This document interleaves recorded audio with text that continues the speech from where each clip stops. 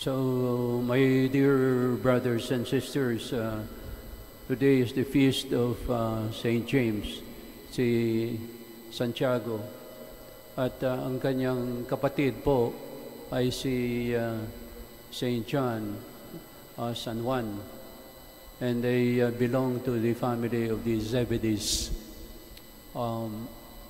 Itong si St. Jude, as we have heard here, he was a missionary to different parts of Spain. Yung kapatid naman niya ay he was more of the one who wrote about the fourth gospel. And then he was the one who take care of the Blessed Mother when our Lord Jesus Christ had already left and went to heaven. Now, in the gospel today, my dear brothers and sisters, pakinggan siguro ninyo tungkol dito sa hindi masyadong mabuti yung sinabi ng nanay ng dalawang magkapatid.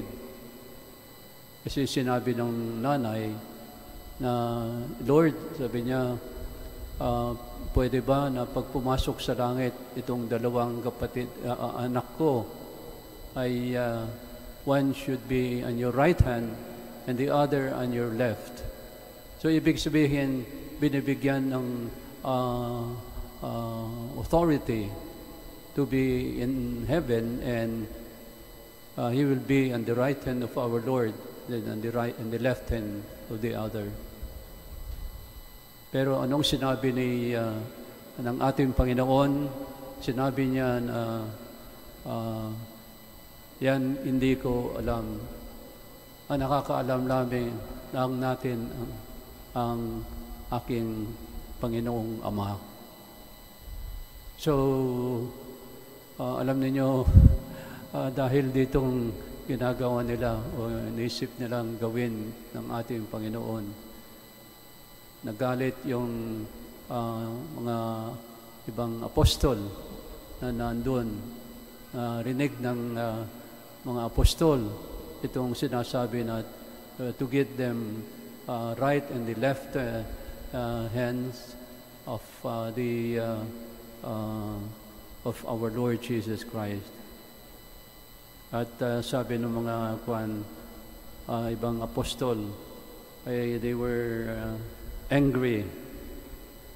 Siyempre, nagagalit silang ganon dahil hindi dapat gawin yung ganon sa harapan nila. And besides, parang yung bang gusto nila na sila na ay mga dalawang malapit sa ating Panginoon sa langit. So, our Lord said, anyone who wishes to be great will be your servant. So, something like, you're asking for this thing. You're wishing something to have a high place in heaven.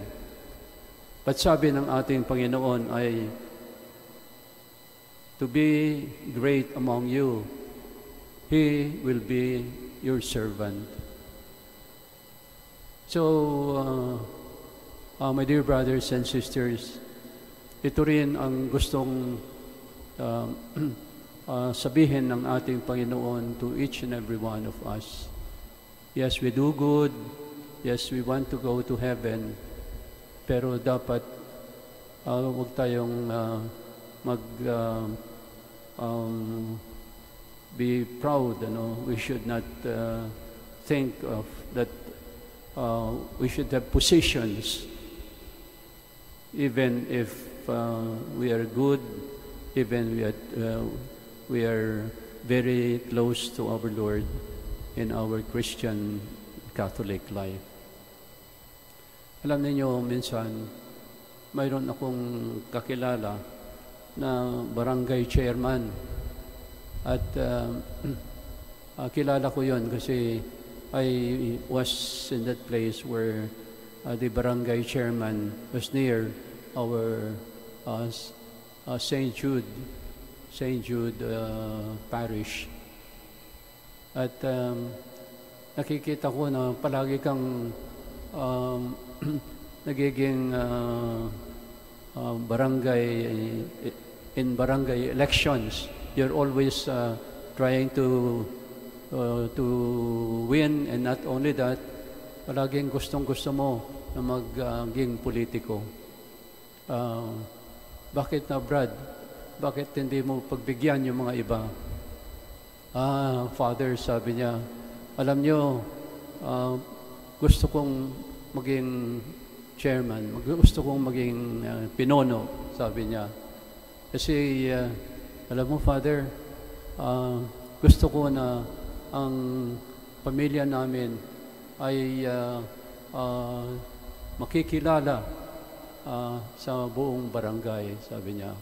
At saka sabi niya, hindi lamang makikilala, kundi I feel happy pag pumupunta sa akin at pagkatapos nagmamano sila sa akin, Father. Kaya sabi niya, I feel very good when my constituents, the members of the barangay, will come and be nice to me. Well, sabi ko, hindi yata yan ang dahilan kung bakit gusto mong maging barangay chairman, sabi ko. Your position should be one of, a servant of your constituents. And that is what our Lord wants to us, and not to show that you are a leader or you are a barangay chairman. So, dear brothers and sisters, sana po ay pag-isipan din natin ito, that this is also a lesson for us, and that we should always remember that we should be humble, just like the humility of our Lord Jesus Christ. So, gaya ng sinabi ulit ng ating Panginoon, be humble, and God will exalt you. And he who exalts himself will be humbled. Amen.